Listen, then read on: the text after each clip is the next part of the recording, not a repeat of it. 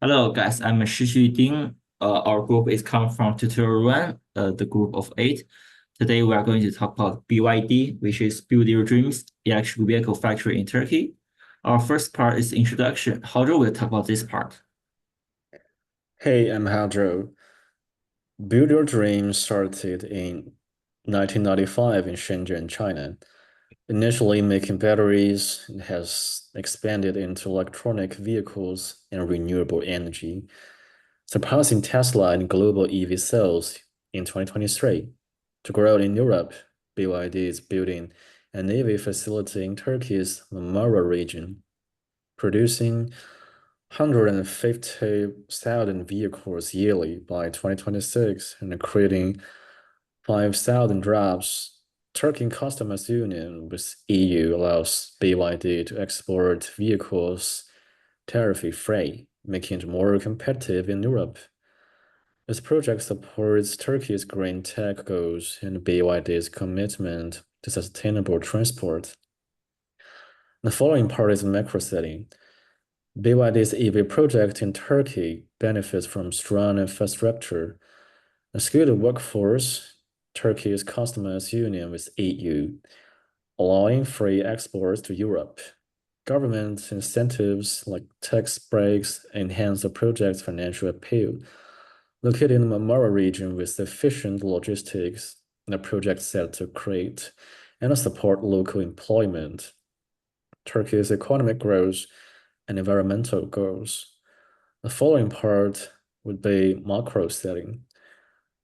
Countries worldwide, especially the EU, US, and China, are adopting policies to boost EVs for climate goals. These include emission standards, financial incentives, and investments like EU's Green Deal and US Inflation Reduction. Driving global EV growth, Turkey is also encouraging green tech. And next part, we'll talk about cost assumption. Hello, I'm Shixu. Now I'm going to talk about the cost of and benefits of this project. Since BYD is a public list company, so they would release period report which would illustrate their financial data. However, they only publish the summary of their entire company, but it consists of at least 20 companies and near 100 industry gardens, and they don't publish the data for a single factory. Based on this case, we will use Tesla, which is another electric vehicle giant, its Giga Shanghai factory to make assumptions on our project. Typically, we have capital costs at 1 billion. The salary of 5,000 employees will be 0.01 billion per year. The operation cost will be 3.1 billion per year. The tax will be 0.08 billion per year. The car building cost it will be 2.7 billion per year. And for social economic perspective, we only know the entire cost is less than the whole benefit, and there is no reliable sources. So we will merge this part into the benefits. The next part is the benefits. From the financial view, we have electric vehicle selling revenue, which is 6.35 billion per year. And for social economic view, we have direct and indirect employment, which will be 0.012 billion per year. Research and development will be 0.009 billion per year. The skill development will be 0.0016 billion per year. The environment, which is reducing the emission of the greenhouse gas, which will be 0.111 billion per year, and the health will be 0.008 billion per year. Next, Sagar will talk about the cash flow statement.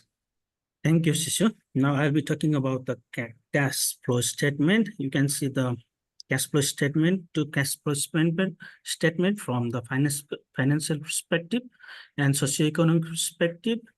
And on the left-hand side is the financial cash flow. You can see all the benefit above the straight line, which is net cash flow. The benefits are usually from the selling of the car, and below are the cost, which is capital cost, salary cost, and other costs related to the operation of the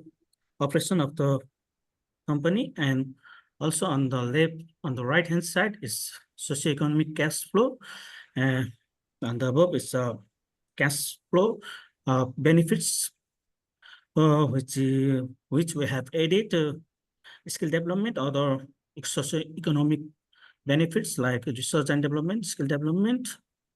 And on the below side is cost, which is similar to the financial perspective view. And next slide. These are the variability indicators. We can see from the financial perspective, it's 2.33 billion USD, and socioeconomic 2.65 billion USD, which is a positive indicator and supports the investment. And also the IRR, internal rate of return, is 36% for the financial part, and socioeconomic part is 40%, which is also a positive indicator showing strong potential for return. And you can see the gross profit ratio of 7% and 8% respectively for financial and socioeconomic perspective, which is also a positive indicator. And as for stock price changes around the news release date, you can see 6 to 7% increases from July 8 to July 11. So for the next part, I'd like to call Manil. Thank you. Now I'll talk about the risk assessment. First, I'll explain about the qualitative risk assessment, and the events mentioned in the table are most likely to hamper the BYD project in Turkey. Since the main objective of BYD is to penetrate the European market by establishing its plant in Turkey, and Turkey is in a good agreement with EU nations, so they have imposed only 21.3% of tariffs for Turkey and 35.3% of tariffs for China. So if the regulatory changes, it's less likely that it's going to change, but if it gets changed, but it will have high impact on the project. And the another factor is supply chain disruption. Events like COVID or war, and it's most likely that war will usually impact this project, that it will close off the international borders and hamper the trade-off between the countries. And another factor is market volatility due to its high competition with Tesla and other companies too. And due to the consumer perception, its status in the vehicle market can change.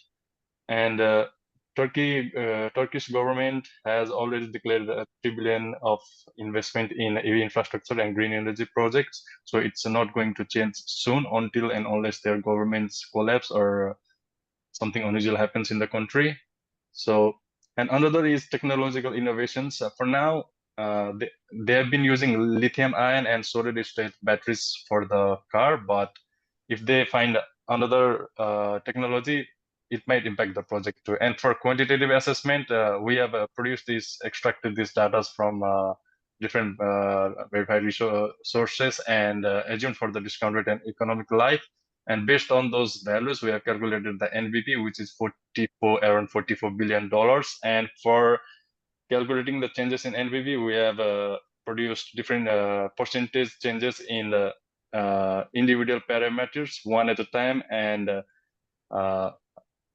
find out the difference in NPV values caused by changes in those parameters. And upon calculations, we found that units sold and selling price are more sensitive to NPV changes, which is marked by single streak, and cost of lithium will have least sensitive to the NPV values, which is marked by double streak as shown in the table. And these data are supported by the graph. We can see that units sold and selling price have the steepest curve, and it shows that they are most sensitive to the NPV changes for the BYD plant. Thank you. Next, Nerja will talk about recommendation and further advice to our project. So moving on to the recommendation and future advice. To enhance the success of BYD electric vehicle factory in Turkey, we recommend several key strategies. Firstly, improving local supply chain collaboration will strengthen relationship with domestic suppliers, ensuring efficiency and cost effectiveness. Also, investing in renewable energy for manufacturing will not only reduce environmental impact, but also align with Turkey's sustainability goals.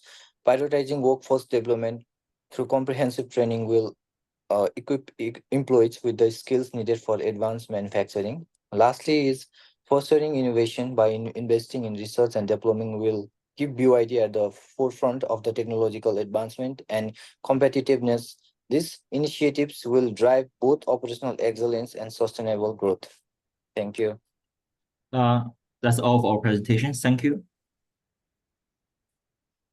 Done. What was the time?